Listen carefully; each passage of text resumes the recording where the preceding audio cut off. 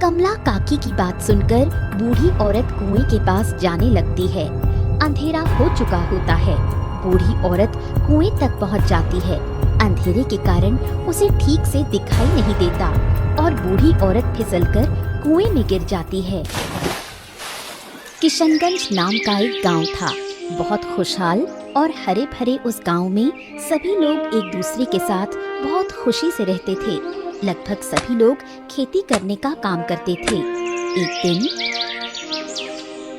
अरे बनवारी भाई, क्यों भैया, कहाँ जा रहे हो? अरे भाई, खेत में जा रहा हूँ। इस बार खेत में तरबूज की खेती की थी। इतने बढ़िया तरबूज आए हैं कि क्या बताऊं। अब सारे तरबूज निकाल कर शहर में जाकर बेचूंगा। हाँ। अरे वाह वाह वाह वाह, ये तो बहुत बढ़िया बात है। कुछ ही दिनों में गर्मी का मौसम शुरू हो जाएगा। तुम्हारे तरबूज खाकर लोगों को गर्मी से राहत मिलेगी और तुम्हें मिलेगा भैया अच्छा दाम। हाँ। हाँ भाई हरिया, वो तो है।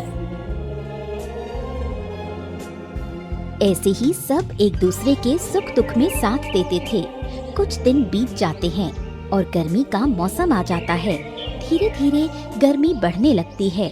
सभी लोग शाम के समय गर्मी से राहत पाने के लिए पेड़ों की छांव में बैठने लगते हैं। हे भगवान, इस साल तो गर्मी बहुत ज्यादा बढ़ गई है। हाँ कमला काकी, पिछले साल के मुकाबले तो इस साल शुरुआत से ही गर्मी इतनी बढ़ गई है, तो पता नहीं आगे जाकर क्या होगा। मैं भी वही सोच रही हूँ। अगर इस बार ऐसे ही गर्मी बढ़ती रही तो पानी की भी समस्या उत्पन्न हो जाएगी। पूरे गांव में सभी लोग गर्मी से परेशान होने लगे हैं। कुछ दिनों के बाद बिंदिया नदी पर पानी भरने के लिए जाती है। उसके साथ गांव की कुछ और औरतें भी जाती हैं। वो देखती हैं कि नदी का पानी बहुत कम हो गया है। अरे ये क्या, नदी का पानी कितना कम हो गया है। इतने कम पानी में हम सब अपने सब काम कैसे करेंगे। अरे बिंदिया, नदी का पानी तो अब कम होगा ही। गर्मी कितनी बढ़ गई है। अब जितनी ज्यादा धूप होगी उतना ज्यादा पानी भाप बन जाएगा। हाँ तुम्हारी बात तो सही है, लेकिन हम पानी का इंतजाम कैसे करेंगे। वो सरपंच जी के खेत के पीछे जो बड़ा कुआं है, वहाँ जाकर देखते हैं। सभी औरतें उस कुएं पर आती हैं, लेकिन वहाँ भी ज्यादा पानी नहीं होता। सभी जैसे तैसे 2-3 बर्तन भरकर पानी ले जाती हैं। दिन ब दिन गर्मी बढ़ने लगती है और पूरे गांव में पानी की किल्लत होने लगती है। खेत पानी के बिना सूखने लगते हैं। अरे बनवारी भाई, तुम्हारे कुएं से थोड़ा पानी मिलेगा क्या? अरे क्या है कि मेरा खेत तो पूरा सूखने के कगार पर है। अरे हरिया, अब मेरे खेत में जो कुआं है वो तो कब से खाली पड़ा हुआ है, पूरा सूख गया है। इस साल गर्मी भी तो देखो कितनी ज्यादा पड़ गई है। हाँ, ऐसा लग रहा है मानो बाप रे बाप, ये सूरज आग उगल रहा है, एकदम सिर पे आके बैठ गया है। अरे भाई, इस गर्मी और धूप की वजह से गांव के कितने लोग तो बीमार हो रहे हैं। हाँ, अरे ये गर्मी की समस्या तो बढ़ती ही जा रही है। ऐसे ही गर्मी बढ़ती जाती है और गर्मी के साथ साथ गांव वालों के पानी के सभी स्रोत सूख जाते हैं। पीने का पानी मिलना भी मुश्किल होने लगता है। फिर एक दिन, हाँ, मुझे तो लगता है कि अब इस गर्मी के कारण होने वाली पानी की समस्या के विषय में हम सबको सरपंच जी से बात करनी चाहिए। सरपंच ही अब इस मुसीबत का कोई तोड़ निकाल सकते हैं, क्यों भैया? हाँ हरी चाचा वैसे सही कह रहे हैं। सरपंच ही अब कुछ कर सकते हैं। सभी गांव वाले सरपंच जी से मिलने आते हैं। सरपंच जी, क्या आपको पता है कि इस साल गर्मी बाप रे बाप बहुत ज्यादा बढ़ गई है। हम सबको पानी की बहुत किल्लत हो रही है। पीने का पानी भी नहीं मिल रहा है। हाँ बिल्कुल हरी चाचा, मैं सब कुछ जानता हूँ। मेरे घर में भी पानी की एक बूंद नहीं है। सरपंच जी, प्यास की वजह से बच्चे बूढ़े सभी के गले सूख रहे हैं। जानवरों और पंछियों का भी बुरा हाल है। हाँ बिरजू, मैं भी अब क्या करूँ, कुछ समझ नहीं आ रहा है। हम शहर से पानी के टैंकर मंगवाएं तो उससे हमारे गांव में पानी की समस्या हल हो जाएगी, क्यों? तुम्हें क्या लगा कि मेरे मन में ये विचार नहीं आया होगा? अरे मैं तो कल ही शहर जाकर आया हूँ। इस साल सभी जगहों पर गर्मी बहुत ज्यादा बढ़ गई है। शहरों में भी नदी नाले सूख गए। अरे शहरों में तो आबादी भी गांव के मुकाबले ज्यादा होती है, वहां उनका ही हाल बेहाल है, तो वो तो हमारी मदद नहीं कर सकते। हाँ, तो अब ऐसी स्थिति में हम क्या कर सकते हैं सरपंच जी? अब अगर ऐसा ही हाल रहा तो हमें पानी की तलाश में अपना गांव छोड़कर कहीं और जाना पड़ेगा। इतना खुशहाल और हरा भरा गांव, अब हमारा अचानक क्या होगा क्या सरपंच जी, बताइए। अरे अरे अरे अरे, किसी को भी गांव छोड़कर जाने की आवश्यकता नहीं है हरी चाचा। अरे हम सब मिलकर गांव में एक नया तालाब खोदते हैं। नई जगह पर शायद तालाब में पानी अच्छे से टिकेगा। ठीक है? हाँ। सबको सरपंच जी की बात सही लगती है। सभी लोग एक जगह देखकर वहाँ तालाब बनाने का तय करते हैं। सभी एक दिन तय की हुई जगह पर आते हैं। कुछ मजदूर तालाब खोदने का काम शुरू करते हैं। सभी गांव वाले भी उनकी सहायता करने लगते हैं। लगातार 3 दिन तक काम करने के बाद तालाब का काम पूरा हो जाता है, लेकिन फिर भी उस तालाब में पानी नहीं आता। ये देखकर सभी बहुत मायूस हो जाते हैं। ये क्या? अरे सबने मिलकर इतनी मेहनत की, फिर भी इस तालाब में पानी की एक बूंद तक नहीं है। हाँ। अरे हाँ हरी चाचा, क्या कहें, अब हम सब की मेहनत और धन सब कुछ बेकार हो गया इस तालाब में। तो उस सूखे तालाब को देखकर सभी गांव वालों की आंखों से आंसू बहने लगते हैं। एक दिन एक लकड़हारा बबलू जंगल में लकड़ी तोड़ने जाता है। उसके पास पानी का एक लोटा होता है। बबलू लकड़ी काटने लगता है, तभी उसे प्यास से तड़पता हुआ पंछी दिखाई देता है। अरे ये क्या? ये सारे पंछी तो प्यास की वजह से तड़प रहे हैं। ओहो हो, लगता है कि इन्हें कई दिनों से पानी नहीं मिला है। मिलेगा भी कैसे? गांव के तो सभी तालाब, कुएं, नदी सब कुछ तो सूख चुका है। अब तो गांव वाले भी पानी की किल्लत से परेशान हो गए हैं। मेरे पास भी तो ये आखिरी एक लोटा पानी बचा है। हाँ, यही पानी पंछियों को पिला देता हूँ। मैं तो कुछ दिन और पानी के बिना गुजार लूंगा, लेकिन बेचारे ये कहाँ जाएंगे। ऐसा विचार करके बबलू वो सारा पानी पंछियों को पिला देता है। बबलू फिर से अपना लकड़ी काटने का काम शुरू करता है। वहीं उस जंगल में एक साधु यज्ञ कर रहे होते हैं। आज उनके यज्ञ का आखिरी दिन था। बहुत दिनों से यज्ञ करने के कारण उनके शरीर में बहुत कमजोरी आ चुकी थी। उन्हें पानी पीने की बहुत ज्यादा जरूरत थी। पानी! अरे कोई पानी! अरे कोई पानी पिला दो! पानी! पानी! लकड़ी काटते हुए बबलू के कान में साधु बाबा की आवाज आती है। अरे लगता है कोई पानी मांग रहा है, जाकर देखता हूँ। बबलू ढूंढने लगता है। कुछ दूर जाकर वो देखता है कि साधु बाबा प्यास से बिलख रहे हैं। हे भले मनुष्य, मुझे थोड़ा सा पानी पिला दो। तुम्हारा बहुत उपकार होगा मुझ पर। पानी पिला दो। ओहो हो, साधु बाबा, मेरे पास जितना पानी था वो मैंने पंछियों को पिला दिया। माफ करिएगा, अब मेरे पास बिल्कुल भी पानी नहीं है। पुत्र, मैं पिछले कई दिनों से अनुष्ठान कर रहा हूँ। बहुत दिनों से मैंने पानी की एक बूंद भी नहीं पी है। आज मेरे इस अनुष्ठान का अंतिम दिन था। मेरा अनुष्ठान तो आज पूर्ण हुआ। अब मुझे पानी पीने की बहुत आवश्यकता है। यदि मुझे पानी नहीं मिला तो मैं मृत्यु को प्राप्त हो जाऊंगा। हाँ, नहीं बाबा, ऐसा मत कहिए। आप जैसे पुण्यात्मा को मैं ऐसे नहीं मरने दूंगा। मैं अभी आपके लिए पानी का प्रबंध करता हूँ। आप चिंता मत करिए, मैं लेकर आता हूँ। ऐसा कहकर बबलू साधु बाबा के लिए पीने का पानी ढूंढने लगता है, लेकिन उसे कहीं पीने का पानी नहीं मिलता। हो, अब क्या करूं? साधु बाबा के लिए पानी लाऊं तो लाऊं कहां से? बबलू पानी ढूंढ ही रहा होता है कि तभी उसे बांस के कुछ पेड़ दिखाई देते हैं। बबलू कुछ बांस तोड़ता है और साधु बाबा के पास लेकर जाता है। उसे एक नारियल का पेड़ भी दिखाई देता है। वो कुछ नारियल भी तोड़कर लाता है। फिर बबलू उस बांस को तोड़कर बांस के अंदर का पानी साधु बाबा को पिलाता है। हाँ साधु बाबा, ये लीजिए ये लीजिए। मुझे पानी तो नहीं मिला, लेकिन ये बांस का पानी पीकर आपकी प्यास थोड़ी देर के लिए बुझ सकती है।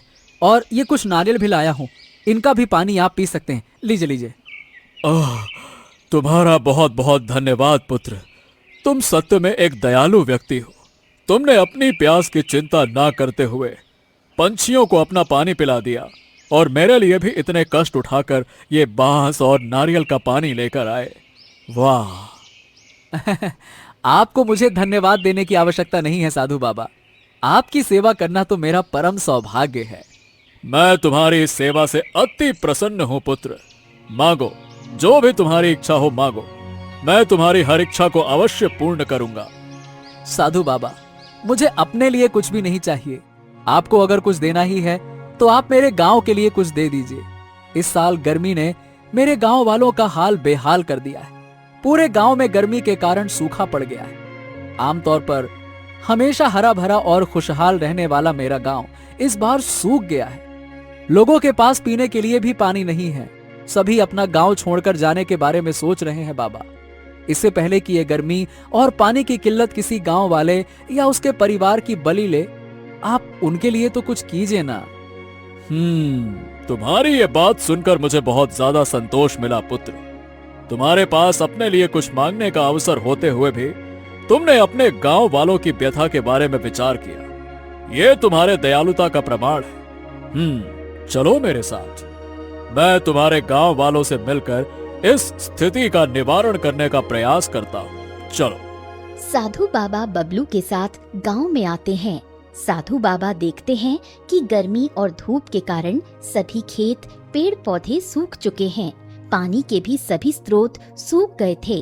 बबलू सभी गांव वालों को बुलाता है और साधु बाबा के साथ सभी सरपंच जी के पास जाते हैं।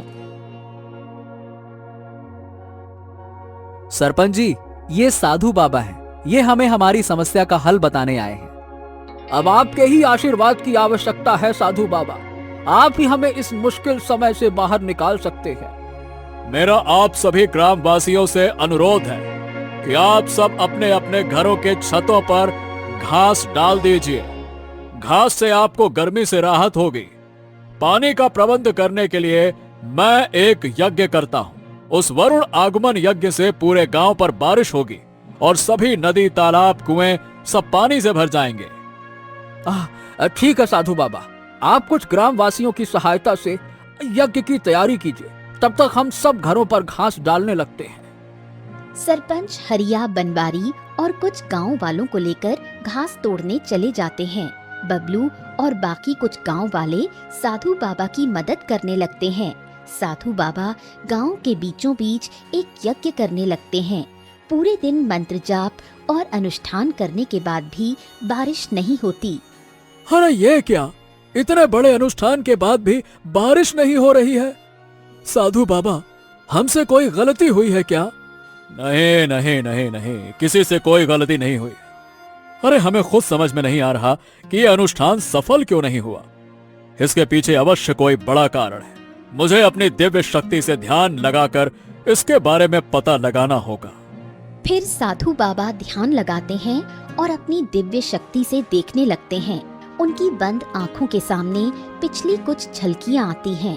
कुछ देर के बाद साधु बाबा आंखें खोलते हैं और मुझे पता चल गया है कि अनुष्ठान सफल क्यों नहीं हुआ। हाँ तो क्या हुआ है साधु बाबा, बताइए। किस कारण से आप जैसे सत्पुरुष ने जो अनुष्ठान किया वो सफल नहीं हुआ? साधु बताने लगते हैं। पिछले साल की कहानी थी। शाम का समय था। गांव के बाहर की एक बूढ़ी औरत गांव में आई थी। उसके पास पीने के लिए पानी नहीं था।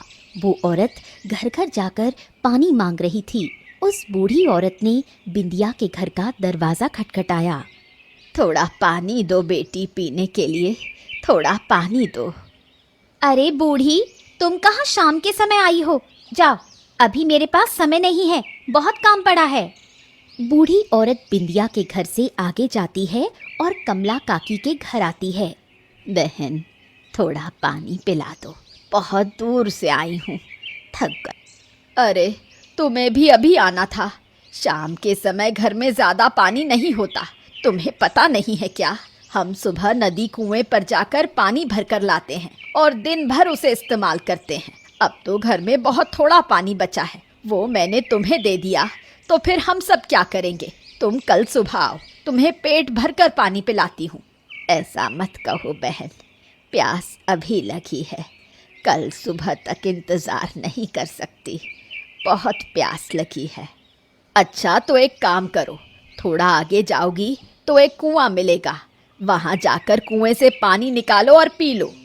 कमला काकी की बात सुनकर बूढ़ी औरत कुएं के पास जाने लगती है। अंधेरा हो चुका होता है। बूढ़ी औरत कुएं तक पहुंच जाती है। अंधेरे के कारण उसे ठीक से दिखाई नहीं देता और बूढ़ी औरत फिसलकर कुएं में गिर जाती है। बचाओ, कोई बचाओ, बचाओ। बूढ़ी औरत मदद के लिए पुकारती है, लेकिन वहाँ उसकी मदद के लिए कोई नहीं होता। बूढ़ी औरत डूबने लगती है। किसी ने मुझे पानी नहीं पिलाया, मैं कुएं में गिर गई, लेकिन कोई मेरी मदद के लिए भी नहीं आया। मैं इस गांव को श्राप देती हूँ कि तुम सबकी भी गर्मी और पानी की किल्लत से मौत हो जाएगी। जिस तरह से मैं पानी के लिए तड़प रही थी, फिर भी मेरी किसी ने मदद नहीं की, उसी तरह तुम भी तड़प तड़प कर मरोगे। बूढ़ी औरत की कुएं में डूबकर मौत हो जाती है। तो ये सब हुआ था। अब उस बूढ़ी औरत के श्राप के कारण ही उस यज्ञ को सफलता नहीं मिली है। ओ हो, तो अब क्या करें साधु बाबा? हमें उस औरत की आत्मा को मुक्ति देनी पड़ेगी। उसके लिए उसके मृत शरीर को पानी से बाहर निकालकर उसका विधिवत अंतिम संस्कार करना पड़ेगा। तभी उसकी आत्मा को मुक्ति मिलेगी और हमें इस यज्ञ का फल प्राप्त होगा। लेकिन साधु बाबा, हमें तो उस समय ऐसी कोई लाश नहीं मिली थी। फिर इसका अर्थ है कि वो मृत शरीर उसी कुएं में है। उसे ढूंढकर बाहर निकालना होगा। साधु बाबा की ये बात सुनकर कुछ गांव वाले उस कुएं के अंदर जाकर लाश को ढूंढने लगते हैं। बहुत देर ढूंढने के बाद भी उन्हें लाश नहीं मिलती। फिर वो बाहर आकर सरपंच जी को बता देते हैं कि कुएं के अंदर लाश नहीं है। कुएं के अंदर लाश तो नहीं है, उस समय भी किसी ने कोई लाश नहीं देखी थी, तो फिर वो लाश जा कहां सकती है? वो लाश उसी कुएं के अंदर ही है। आप सभी उस कुएं में ध्यान से ढूंढिए। अवश्य उस कुएं में ऐसा कोई गुप्त द्वार होगा जिसके अंदर वो मृत शरीर होगा। किसी भी स्थिति में उस मृत शरीर का मिलना आवश्यक है। हरिया, बनवारी और बबलू, तुम तीनों फिर से कुएं में जाओ। साधु बाबा ने जैसा कि कहा है कि उस कुएं में देखो कोई दरवाजा है, उस दरवाजे के अंदर जाकर देखो, वहाँ जरूर कोई ना कोई सुराग अवश्य मिलेगा। जी सरपंच जी, हमें उस लाश को ढूंढना ही पड़ेगा। हम तीनों अपनी जी जान लगाएंगे, लेकिन उस लाश को ढूंढ कर रहेंगे। चलो बबलू, चलो बनवारी। हरिया, बनवारी और बबलू फिर से कुएं में उतरते हैं। कुएं के अंदर ए बनवारी, ये कुआं तो पूरा सूखा है, लेकिन ससुरा ये देखो, यहाँ थोड़ा सा पानी है। चलो उस पानी को हम निकाल लेते हैं और फिर देखते हैं कि वहाँ कोई दरवाजा है क्या। हाँ ठीक है, किसी से कहते हैं कि पानी ऊपर खींच ले। मैं ऊपर जाकर सरपंच जी से कहता हूँ कि एक बाल्टी नीचे छोड़ें, उसमें हम पानी भर के ऊपर भेज देते हैं। बबलू ऊपर आता है। हाँ सरपंच जी, कुएं में थोड़ा सा पानी है, उसे हम निकाल देते हैं, शायद उसके नीचे कोई दरवाजा हो। हाँ, ठीक है, मैं ऊपर से बाल्टी नीचे छोड़ता हूँ और फिर ऊपर खींच लूंगा। चलो। बबलू फिर से कुएं के अंदर जाता है। सरपंच जी बाल्टी को कुएं के अंदर छोड़ते हैं और बबलू बाल्टी को भर देता है। सरपंच जी बाल्टी ऊपर खींचते हैं। जैसे ही वहाँ पानी कम हो जाता है, हरिया, बनवारी और बबलू को वहाँ एक दरवाजा दिखता है। हरिया, बनवारी, ये देखो, वो रहा गुप्त द्वार। जरूर यहाँ कुछ हो सकता है। हाँ, चलो, इस दरवाजे को खोल कर जाते हैं, अंदर क्या है। चलो। तीनों उस दरवाजे को खोलने लगते हैं। बहुत देर तीनों कोशिश करते हैं, लेकिन वो दरवाजा नहीं खुलता। अरे ये क्या? अरे ये दरवाजा तो खुलने का नाम नहीं ले रहा बबलू। हाँ देखो तो, हम तीनों मिलकर भी इस दरवाजे को नहीं खोल पा रहे हैं। और जोर लगाओ जरा। हाँ, मुझे तो लगता है कि ये कोई मायावी दरवाजा है। किसी ने किसी विद्या से इस दरवाजे को बंद किया है। हमें साधु बाबा से ही अब इस दरवाजे को खोलने का रहस्य पूछना चाहिए, वो बताएंगे। हाँ भाई, हमसे तो नहीं लगता कि ये दरवाजा खुलेगा। चलो ऊपर चल के साधु बाबा से पूछते हैं। तीनों फिर से ऊपर आते हैं। अरे क्या हुआ, कुछ नीचे दिखा क्या? हाँ सरपंच जी, नीचे दरवाजा तो है, लेकिन हमारी लाख कोशिशों के बाद भी बाप रे बाप, वो दरवाजा तो हमसे ना खुला। हाँ, लगता है कि उस दरवाजे को किसी मायावी शक्ति ने बंद किया है। उस दरवाजे को खोलने के लिए साधु बाबा की किसी विशेष शक्ति की आवश्यकता है। हाँ अवश्य पुत्र, ये लो, ये मेरे पिछले कई दिनों के अनुष्ठान और यज्ञ से निकला भस्म है। इस भस्म को तुम उस दरवाजे पर डाल दो, वो दरवाजा खुल जाएगा। और स्मरण रहे, इस भस्म का उपयोग तुम उस मायावी शक्ति को पराजित करने में भी कर सकते हो। बबलू, हरिया और बनवारी साधु बाबा का दिया हुआ भस्म लेकर कुएं के अंदर आते हैं। बबलू उस भस्म को उस दरवाजे पर छिड़कता है। तब उस दरवाजे से धुआं उठने लगता है और दरवाजा गलकर टूट जाता है। अरे ये क्या, इस दरवाजे के अंदर तो सीढ़ियाँ जा रही हैं, देखो। हाँ, लगता है कि नीचे कोई सुरंग है। चलो नीचे जाकर देखते हैं, तभी तो पता चलेगा। चलो। तीनों नीचे जाने लगते हैं। सुरंग के मार्ग से बहुत देर तक चलने के बाद उन्हें एक गुफा दिखाई देती है। अरे वो देखो, जरूर उस गुफा के अंदर हमें कोई सुराग मिल सकता है। देखो। हाँ, शायद वहीं वो लाश मिल जाए। चलो। हरिया, बबलू और बनवारी उस गुफा के अंदर चले जाते हैं। वहाँ एक तांत्रिक बैठा हुआ होता है और उसके सामने एक बूढ़ी की लाश रखी होती है। एक कंकाल की खोपड़ी को हाथ में लेकर तांत्रिक ओम कम क्लीं कालाय नमः। ओम कम किम कालाय नमः। अरे ये तांत्रिक तो इस लाश पर किसी मंत्रों का प्रयोग कर रहा है। लगता है कि इस लाश को यहाँ छुपाने में इस तांत्रिक का ही हाथ है। चलो अब उस बूढ़ी की लाश के साथ इस तांत्रिक को भी साधु बाबा के पास लेकर जाते हैं। चलो। तीनों उस तांत्रिक के पास आते हैं।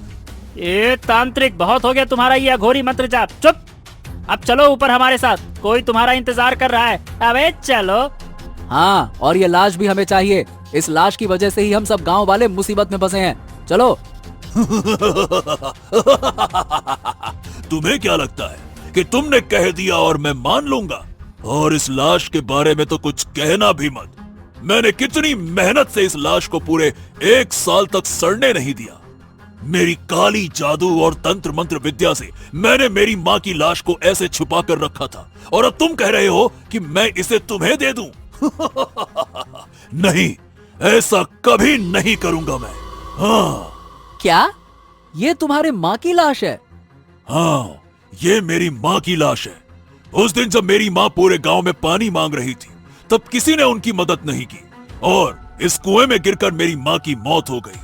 उसी दिन मैंने तय कर लिया था कि तुम सब गांव वालों से जब तक अपनी माँ की मौत का बदला नहीं लूंगा, तब तक मैं मेरे माँ के अंतिम संस्कार को नहीं करूंगा। तुम तीनों यहाँ तो आ गए हो, लेकिन यहाँ से जिंदा वापस नहीं जाओगे। जिंदा तो हम वापस जाएंगे और इस लाश के साथ तुम्हें भी लेकर जाएंगे, समझे? ये सपना मत देखो, मेरी विद्या से आज तक कोई नहीं बचा, तुम लोग भी नहीं बच पाओगे। ऐसा कहकर तांत्रिक उस खोपड़ी को हाथ में लेकर हरिया, बबलू और बनवारी पर मंत्र फूंकने लगता है। तभी बबलू साधु बाबा की दी हुई भस्म का उपयोग करता है। वो उस भस्म को हाथ में लेकर उस तांत्रिक और उस लाश पर डाल देता है। तांत्रिक बेहोश हो जाता है। जब वो बेहोश हो जाता है तब वो देखता है कि तांत्रिक उस गुफा से बाहर था और बबलू, हरिया और बनवारी उस लाश को लेकर कुएं के बाहर खड़े थे। पूरा गांव उसके सामने खड़ा था और साधु बाबा भी वहीं थे। रुक जाओ। नहीं नहीं नहीं नहीं नहीं नहीं, ऐसा नहीं हो सकता। मैं मेरी गुफा से बाहर कैसे आ गया? नहीं नहीं नहीं नहीं नहीं नहीं नहीं नहीं नहीं। अपने आप को बहुत होशियार समझते हो ना तांत्रिक। साधु बाबा के दिव्य भस्म के सामने तुम्हारी होशियारी ने अपने घुटने टेक दिए, समझे? तुमने तांत्रिक इस लाश को छुपा कर क्यों रखा था? क्यों तुम इस भोले भाले गांव वालों को तड़पा कर मारना चाहते हो? बोलो। ये गांव वाले और भोले भाले, हाँ? इन्होंने मेरी बूढ़ी माँ की जान ले ली। इनमें से किसी ने मेरी माँ को पानी नहीं पिलाया, और जब वो कुएं में डूब रही थी तब भी कोई उनकी मदद करने को नहीं आया, और ये भोले भाले बनते हैं। ये वही बूढ़ी औरत है जो उस शाम पानी मांगने आई थी। हाँ, ये वही है, मेरे पास भी आई थी। हाँ, और तुमने ही इससे कहा था ना, ओ बुढ़िया जाकर कुएं पर पानी पी लो ना। उसी समय पैर फिसल कर मेरी माँ कुएं में गिर गई थी। अरे लेकिन ऐसे तो कितने लोग रोज दरवाजे पर कुछ ना कुछ मांगने को आ जाते हैं। अब उन सबके साथ आगे क्या होता है ये हमें कैसे पता चलेगा? मैंने तो उसे बस यही कहा था, अगर तुम्हें अभी पानी पीना है तो कुएं पर जाकर पी लो। वो फिसलकर कुएं में गिर गई, इसमें मेरा या गांव के किसी का क्या दोष है? तुम लोगों की वजह से ही माँ डूब रही थी, और इसीलिए उसने मरते समय इस गांव को श्राप दिया था। वो तो अच्छा हुआ कि मेरी विद्या की वजह से मुझे उस श्राप के बारे में पता चल गया, और मैं इस लाश को सुरक्षित रख सका। देखो, तुम्हारी माँ की मृत्यु हुए यह बहुत ही दुखद बात है, परंतु इसमें इन गांव वालों का कोई दोष नहीं है। इसलिए अब तुम अपना क्रोध त्याग दो और अपनी माँ का अंतिम संस्कार कर उनकी आत्मा को मुक्ति दो। हाँ, नहीं नहीं नहीं नहीं नहीं नहीं, मैं ऐसा कभी नहीं करने दूंगा। जब तक इस गांव के हर एक की मेरे आंखों के सामने तड़प तड़प कर मौत नहीं हो जाती, तब तक मेरी माँ की आत्मा को मुक्ति नहीं मिल सकती। तांत्रिक, हमारी बात मान लो और गुस्से को थूक दो। हमें हमारा काम करने दो। गांव में गर्मी और पानी की किल्लत से सभी बहुत परेशान हो गए हैं। अरे तुम्हारी माँ तो अब वापस नहीं आएगी ना, तो तुम हम गांव वालों को मुसीबत में डालकर क्या हासिल कर लोगे, हैं? हाँ, ये तुम कह रहे हो सरपंच? अब इन सब के सामने खुद को अच्छा साबित करना चाहते हो, हैं? सरपंच जी ठीक कह रहे हैं तांत्रिक, क्रोध से क्रोध बढ़ता है। तुम अपने क्रोध का त्याग करो और तुम्हारी माँ की आत्मा को मुक्ति दिलाने में हम तुम्हारी सहायता करेंगे। नहीं नहीं नहीं नहीं नहीं, ये कभी नहीं होगा। मैं कभी इन लोगों को माफ नहीं करूंगा। इन सब से बदला लूंगा, मेरी माँ की मौत का। तांत्रिक, तुम हमारे सरपंच जी से ऐसे क्यों बात कर रहे हो? अरे अरे अरे बबलू, अब जाने भी दो। इस तांत्रिक के भला क्या मुंह लगना। नहीं सरपंच जी, इसने आपसे इस तरह क्यों कहा कि आप सबके सामने अच्छा बन रहे हैं? इसका क्या मतलब है? अरे अरे कोई मतलब नहीं है। अपनी माँ की मौत से ये दुखी होगा, इसीलिए ऐसा कह रहा है। इसको छोड़ो। अरे झूठ क्यों बोल रहा है सरपंच? पूरे गांव के सामने मुझे दुष्ट बनाकर खुद अच्छा बनने का नाटक कर रहा है। ऐसे बर्ताव कर रहा है कि जैसे तुम्हें कुछ पता ही नहीं है, हैं? सरपंच जी, ये तांत्रिक क्या बोल रहा है? आप इसे पहले से जानते हैं क्या? अरे वो नहीं, मैं इसे कैसे जानूंगा भाई? अरे क्यों झूठ बोल रहे हो सरपंच? अब मैं ही सबको सच बताता हूँ। जिस दिन मेरी माँ की इस कुएं में फिसलकर मौत हुई थी, तब उसकी लाश को सबसे पहले इसी सरपंच ने देखा था। क्या सरपंच जी ने लाश देखा था? हाँ, और मैं और मेरी माँ जंगल में रहा करते थे। मैं अपनी माँ को ढूंढते हुए यहाँ पहुंचा, तब ये सरपंच इस कुएं में झांक कर देख रहा था। बहुत घबराया हुआ था। जब मैंने देखा तब मेरी माँ की लाश पानी पर तैर रही थी। पहले तो मुझे लगा कि सरपंच ने ही मेरी माँ को मारा है, लेकिन फिर उसने बताया कि उसने नहीं मारा, और माँ ने मरते हुए गांव वालों को श्राप भी दिया था। हाँ, तांत्रिक ने मुझे गुप्त धन का लालच दिखाया। उसने कहा कि अगर मैं इस लाश को छुपाने में उसकी मदद करूं, तो वो मुझे गुप्त धन का पता बताएगा। इसीलिए मैंने उसकी मदद की। सरपंच जी, आपने ये बिल्कुल सही नहीं किया। अरे गांव वाले इतने दिनों से मुसीबत में हैं, आप सब कुछ जानते हुए भी चुप रहे और ये जताते रहे कि आपको गांव की कितनी चिंता है। एक नंबर के झूठे हैं आप। अरे मुझे लगा कि अगर मैं गांव वालों का साथ नहीं दूंगा तो सबको मुझ पर शक हो जाएगा, इसीलिए मैंने ये सब किया। गांव में नया तालाब खोदने की योजना भी इसी वजह से बनाई थी, ताकि सबको लगे कि मुझे गांव की चिंता है। मैं अपने स्वार्थ में ये सब कर बैठा। देखो तुम लोग मुझे माफ कर दो। मैं मानता हूँ कि मुझसे गलती हो गई। सभी गांव वाले सरपंच और तांत्रिक से गुस्सा हो जाते हैं। ये ससुरा सरपंच ऐसे नहीं मानेगा भाई। चलो इसकी पिटाई करनी पड़ेगी, तभी इसकी अकल ठिकाने आएगी। चलो मारो इसको। सभी गांव वाले तांत्रिक को पीटने के लिए आगे आने लगते हैं। तभी साधु बाबा उन्हें रोक लेते हैं। रुक जाइए, इस तांत्रिक और सरपंच को पीटने से कुछ नहीं होगा। इस तांत्रिक की विद्या को नष्ट करने के बाद यह सामान्य बन जाएगा और इसे हम जो कह रहे हैं वही करना पड़ेगा। साधु बाबा अपनी आंखें बंद करते हैं। कुछ मंत्र बोलते हुए साधु बाबा अपनी आंखें खोलते हैं और तांत्रिक के हाथ में जो खोपड़ी थी उसे देखने लगते हैं। साधु बाबा की आंखों से आग बाहर निकलने लगती है। साधु बाबा की आंखों से निकलने वाली आग से वो खोपड़ी जलने लगती है। नहीं नहीं नहीं नहीं नहीं नहीं नहीं, ऐसा मत कीजिए। मेरी विद्या को नष्ट मत कीजिए, नष्ट मत कीजिए। ये वर्षों की तपस्या का फल है। नहीं नहीं। थोड़ी ही देर के बाद वो खोपड़ी जलकर पूरी तरह राख हो जाती है और तांत्रिक की काली विद्या नष्ट हो जाती है। तांत्रिक, अब तुम्हारी विद्या नष्ट हो गई है। अब तुम अपनी माँ के मृत शरीर पर अंतिम संस्कार करो। इन गांव वालों को उस श्राप से मुक्त कर दो। तांत्रिक के पास साधु बाबा की बात मानने के सिवा और कोई चारा नहीं था। तांत्रिक अपनी माँ की लाश पर अंतिम संस्कार करता है। बूढ़ी औरत की आत्मा मुक्त हो जाती है। उसके मुक्त होते ही जोरदार बारिश बरसने लगती है। हाँ अरे बारिश शुरू हो गई। साधु बाबा की बात सत्य हो गई। साधु बाबा, आपका आशीर्वाद फल गया। आपका वरुण आगमन यज्ञ सफल हो गया। हाँ, ये सब साधु बाबा की ही कृपा है। साधु बाबा, आज यदि आप हमारी सहायता नहीं करते तो हम कभी भी इस संकट से बाहर नहीं आ पाते। आप तो हमारे तारणहार बनकर आए हैं। नहीं नहीं नहीं, ये मेरे कारण नहीं हुआ। मैं तो खुद ही पानी के लिए तड़प रहा था। वो तो इस बबलू के कारण मैं आज आप सबके सामने जीवित खड़ा। जब मैंने इसे वरदान मांगने को कहा तब इसने आप सबके लिए आशीर्वाद मांगा। आप सबका तारणहार मैं नहीं हूँ, ये बबलू है, बबलू। हरी चाचा के साथ सभी गांव वाले बबलू को धन्यवाद देने लगते हैं। तभी इतनी जोर से बारिश होने लगती है कि नदी, तालाब, कुएं सब भर जाते हैं और सभी की पानी की समस्या दूर हो जाती है। पूरे गांव को बारिश की ठंडक मिल जाती है और भयानक गर्मी से राहत थी। हाँ, गर्मी और पानी की समस्या तो हल हो गई गांव वालों। लेकिन इस स्वार्थी और मतलबी सरपंच को अब हम इस गांव में नहीं रहने देंगे। इसके कारण ही इस तांत्रिक की इतनी हिम्मत हुई है। हाँ, अब इसे इस गांव में रहने का कोई अधिकार नहीं है। सरपंच जी, अब हम सब आपको सरपंच के पद से निष्कासित करते हैं। तुम हमारे सरपंच नहीं हो, समझ गए? हाँ, तुम सब सही कह रहे हो। मेरे गुनाहों की यही सजा है। मुझे लगा था कि कभी किसी को मेरे इस गुनाह के बारे में पता नहीं चलेगा, लेकिन कहते हैं ना कि कर्म कभी हमारा पीछा नहीं छोड़ते, और फिर चाहे वो अच्छे हो या बुरे, मुझे भी मेरे कर्मों की ही सजा मिल रही है।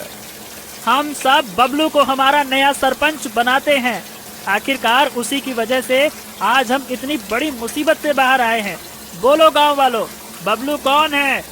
हमारा सरपंच है, हमारा सरपंच है, हमारा सरपंच है। बबलू गांव का सरपंच बन जाता है।